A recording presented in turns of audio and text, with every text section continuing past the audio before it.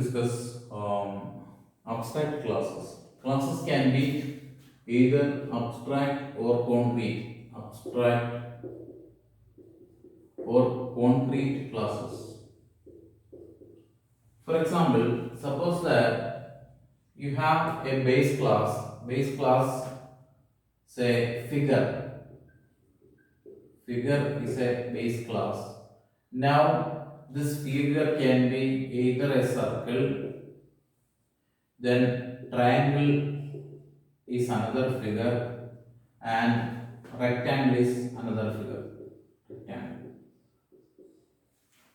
One common property of all these figures is the area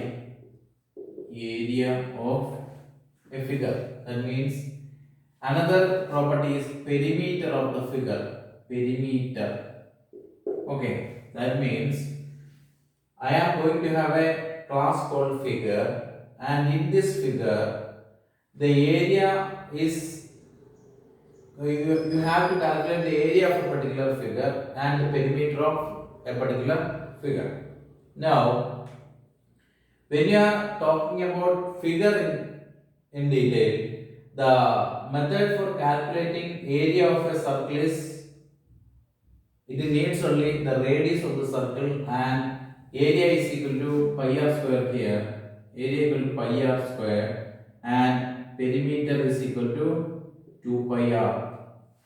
Here, if it is a triangle, if it is a right angle triangle with base and height, this is area is half base into height, and some other that means length per that corner, that the hypotenuse also has to be added, and here some other equation is needed. That means base plus height plus root of b square plus h square. This is the perimeter of triangle, and for rectangle it is base into height or linked into it bh, and this is 2 into b plus h. So here when you are talking about a figure that means you are going to have a circle which is inherited from figure. Triangle is also inheriting figure, and rectangle is another figure. All these are figures.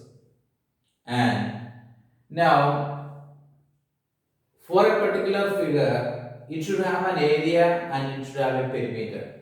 That means, but it is the responsibility of the subclass to implement that. That means figure I am going to define this class figure as an abstract class figure is an abstract class, and I am going to define two more other methods which are also abstract say area, and abstract perimeter.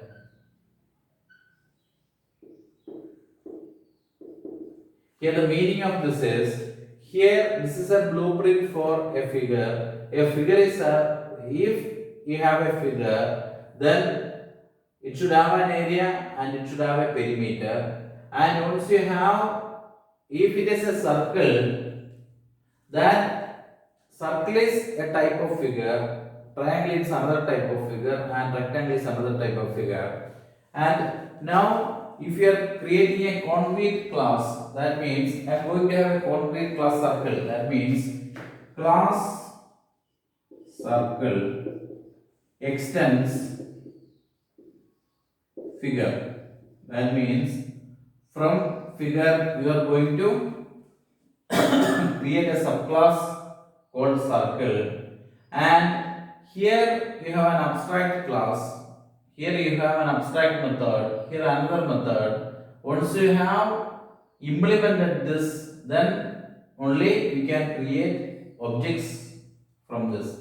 You cannot create object from an abstract class, because here these two methods are not implemented. So it is the responsibility of the subclass to implement these. So what is this? area. So here you're going to have say int r, say radius, and now area,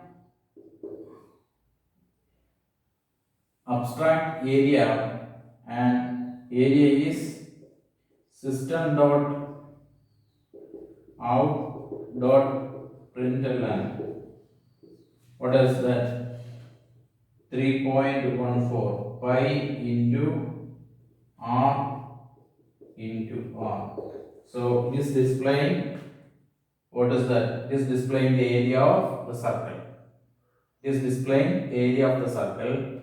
And what is the perimeter? So perimeter is, again you have to write the code for this.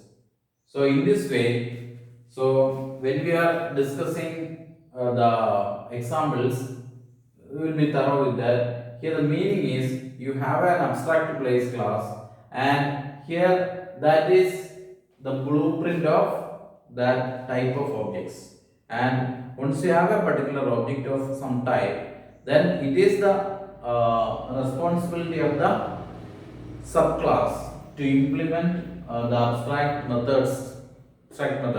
And one more thing you should always remember: an object cannot be instantiated using an abstract class if all the abstract methods defined in the abstract class is implemented. Then only you can define, or then only you can create objects from that. Here in an abstract class you can have a concrete method. Here you can have a concrete method, and you can also use that. But once you have an abstract class, in that you may be having abstract methods, and from this, if you are creating a subclass, then that subclass can instantiate some of the abstract methods, and if all of them are not implementable, then in that case also this should also be abstract.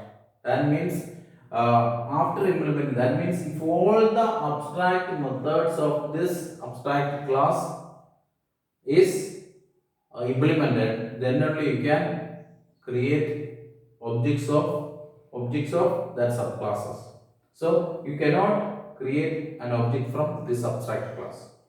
Object class is a fundamental one, and here this is a general structure of a particular. For example, if you have an object, then it is defining the general structure. For example, if you have a house, then house is your base class, then area of the base class, then what how number of rooms, so a number of properties are there, so that all those abstract details has to be filled in by their subclasses.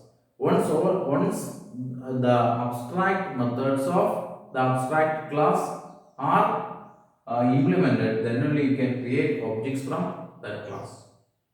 Okay.